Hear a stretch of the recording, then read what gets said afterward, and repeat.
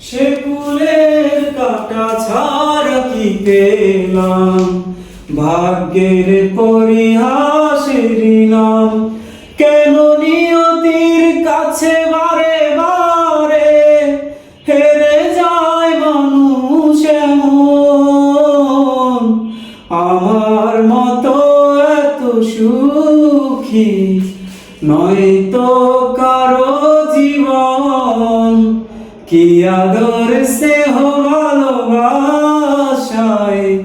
ঝরানো মায়ার বাঁধন। ভাই কি কি সানা তো দুঃখ কষ্ট গান কিনলে গান বই বই কষ্টের গান গাইতাম না।